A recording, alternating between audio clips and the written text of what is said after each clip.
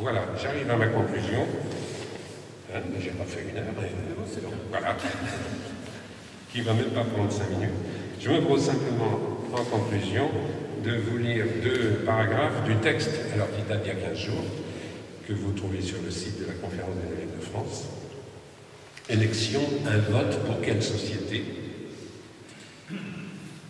Notre devoir d'évêque est de rappeler la haute importance que l'Église, depuis ses origines, reconnaît à la fonction politique.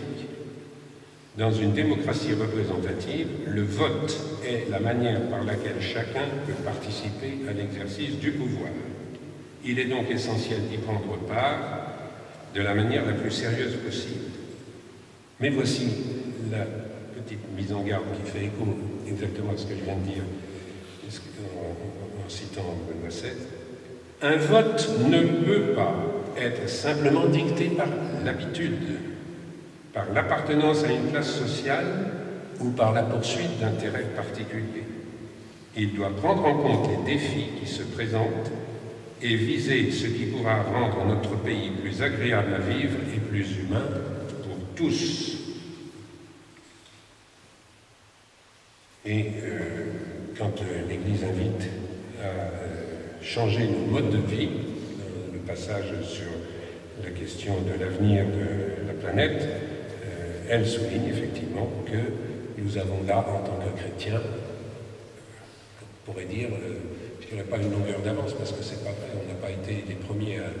Mais on a dans le trésor évangélique une invitation à la conversion, y compris du passage de la voix à l'être, de l'accumulation relationnelle, etc., des thèmes qui reviennent maintenant par le biais politique, mais qui nous invitent à revisiter nos sources évangéliques pour changer nos modes de vie.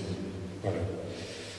Et enfin, donc, ce texte s'achève par ces mots qui seront aussi la conclusion de cet exposé. En vous adressant ce message, en amont de l'ouverture de la campagne électorale, nous croyons répondre à l'attente de beaucoup. Prions pour que le désir du bien de tous domine dans nos choix et dans ceux de nos concitoyens. Je vous remercie.